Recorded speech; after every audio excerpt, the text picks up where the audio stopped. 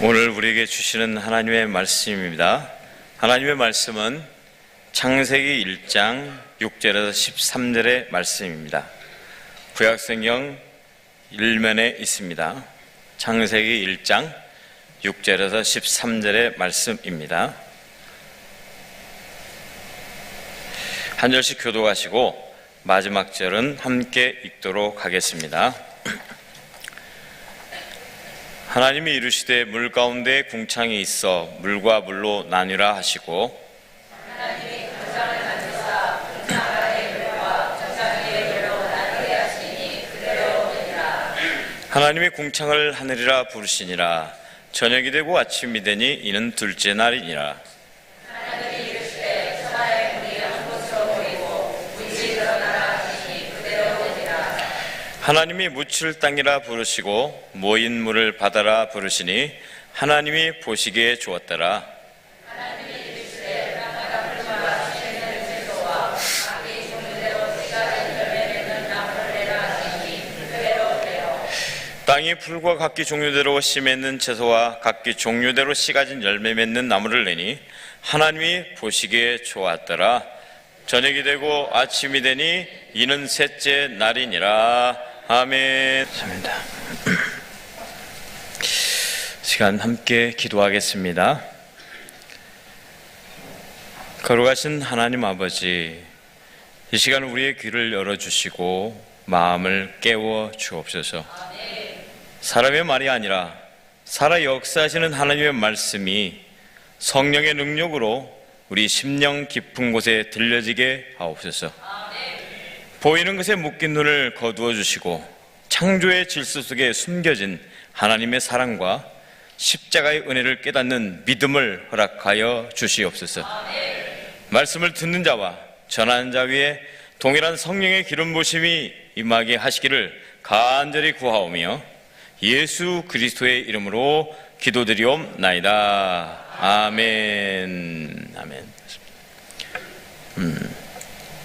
사랑하는 성도 여러분, 오늘 우리가 살고 있는 시대는 보이는 것만 중요하게 여기는 시대입니다. SNS를 보면 그렇습니다.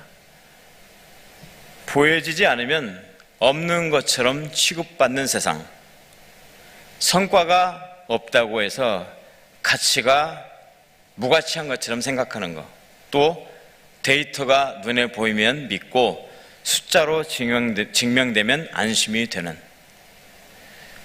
보이지 않으면 무시해버리는 그런 문화 속에서 우리는 살아가고 있습니다. 그런데 오늘 성경은 정반대의 이야기를 하고 있습니다. 하나님께서는 보이지 않는 궁창으로 세상을 지탱하고 계십니다. 눈에 띄지 않는 질서로 생명을 살리시는 하나님이십니다. 복음도 마찬가지입니다. 십자가는 약해 보였고 예수님의 죽음은 마치 실패처럼 보였지만 그 보이지 않는 순종과 사랑이 세상을 살리는 능력이 된 줄로 믿습니다. 아멘. 오늘날 가장 많이 들리는 말 가운데 하나가 있습니다.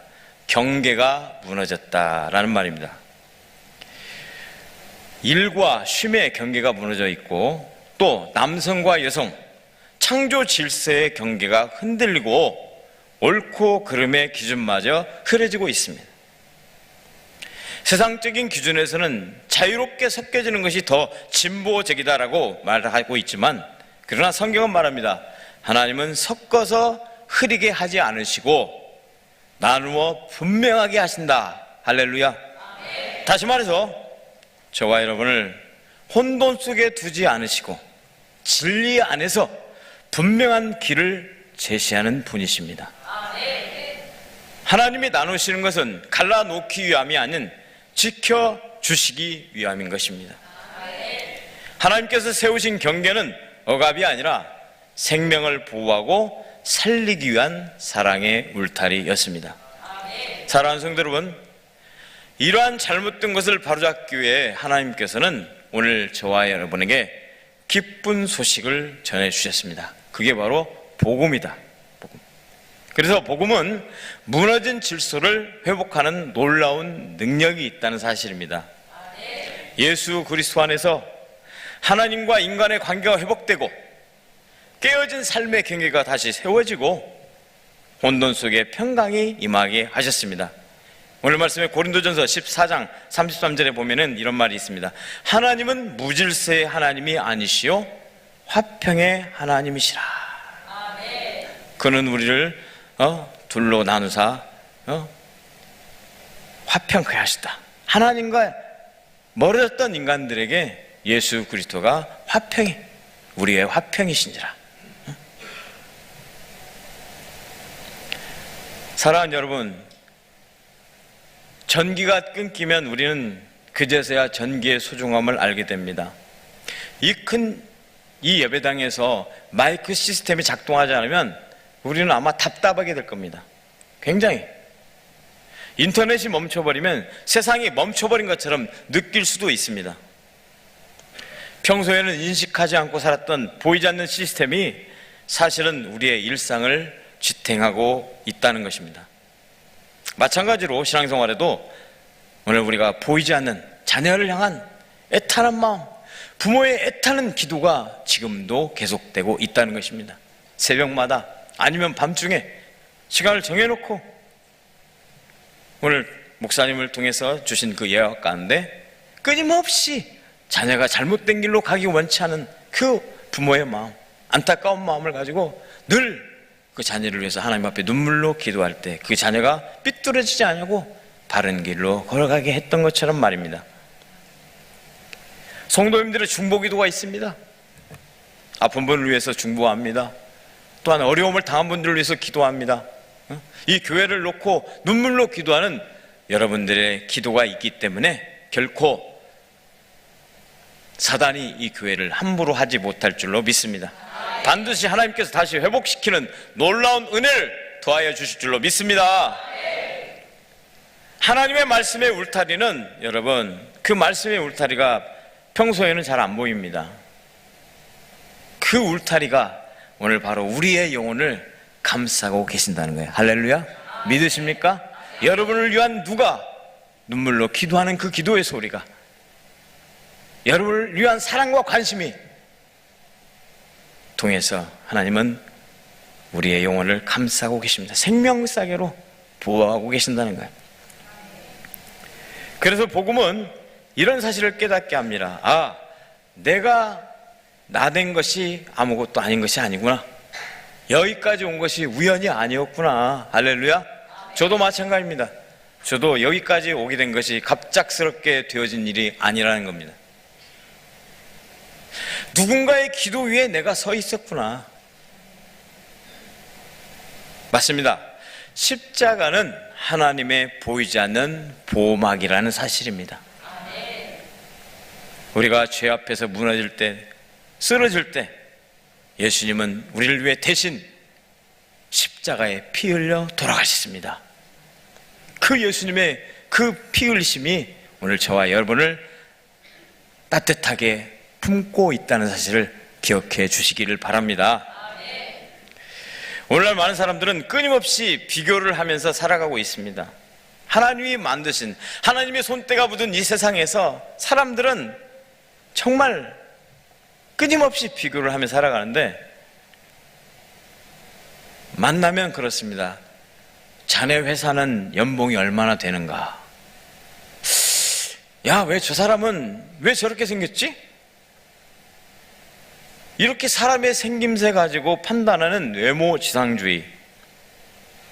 자꾸 목사님의 설교가 생각이 나는데요. 어떻게 하면 얼굴을 이쁘게 해볼까? 어떻게 하면 내가 예쁘게 보여볼까?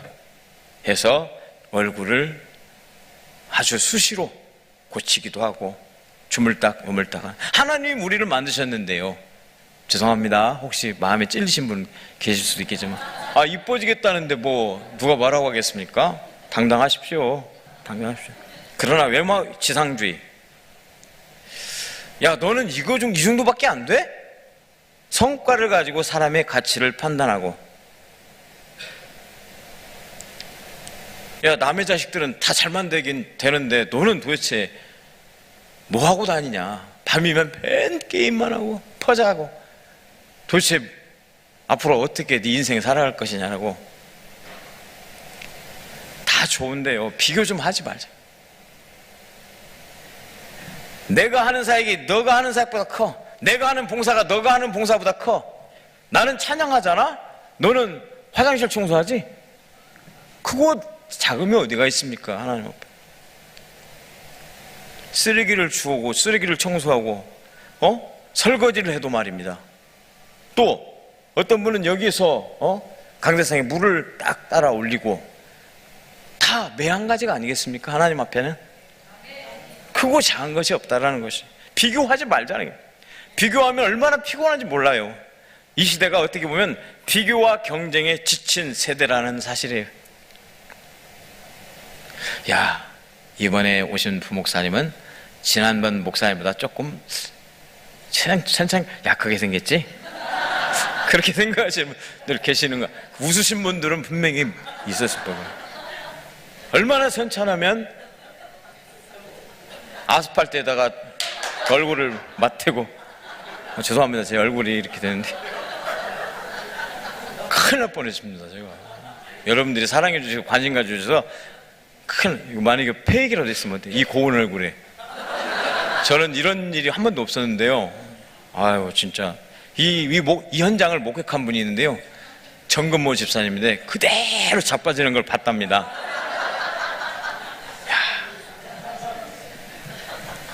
그렇게 부족하기도 하고 잘나기도 하고 잘생기기도 하고 못생기기도 하고 가난하기도 하고 부자이기도 하고 또 잘 배웠기도 하고 못 배우기도 했다라는 거죠.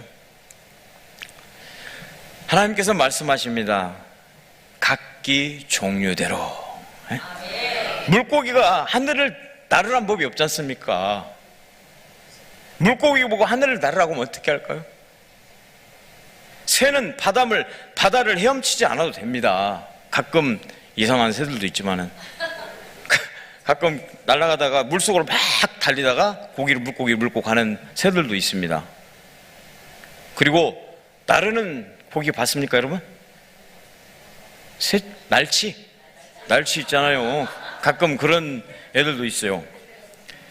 문제는 우리가 하나님이 정하시는 자리를 떠나서 남이 사는 방식으로 살려고 하지 말라는 거예요. 내게 주신, 하나님이 주신 달란트가 있고, 내게 주신 분복이 있고, 내게 주신 어떤 그런 그 사람만의 멋진 것이 있단 말이죠. 내게 없는 것 가지고 다른 사람에게 있는 걸 막 사모하면서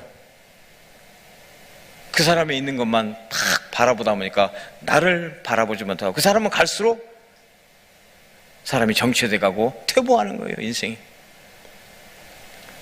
근데 이렇게 말하는 저도, 여러분이나 저나 똑같습니다. 저도 마찬가지로 그렇게 하고 싶지 않은데 그렇게 할 때가 너무나 많습니다.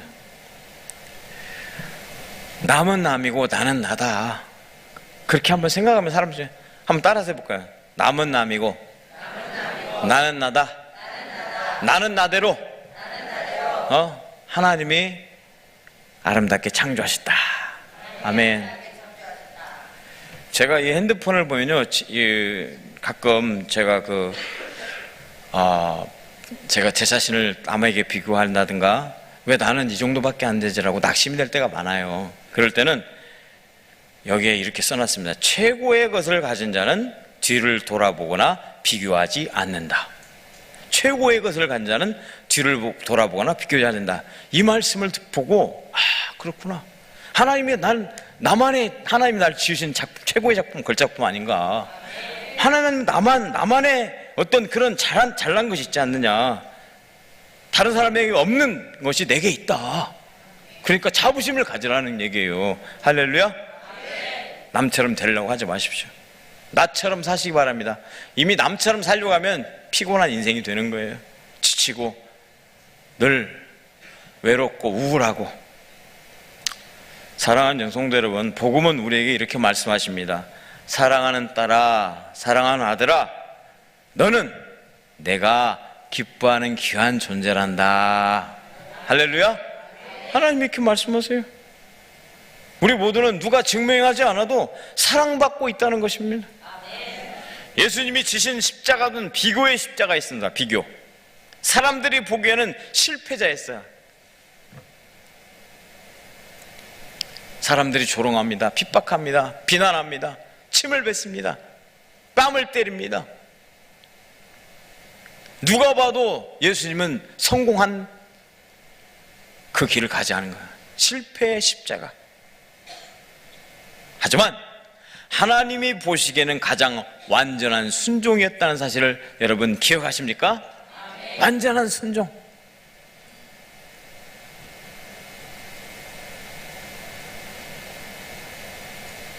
뿐만 아니라 오늘 시대는, 우리가 살아가는 시대는 빨리의 시대입니다. 빨리. 이 빨리의 시대가 예전에도 그랬던 것 같아요. 한국 사람들이 성질이 급하다고 짜장면집 가면 짜장면 언제 나오냐고.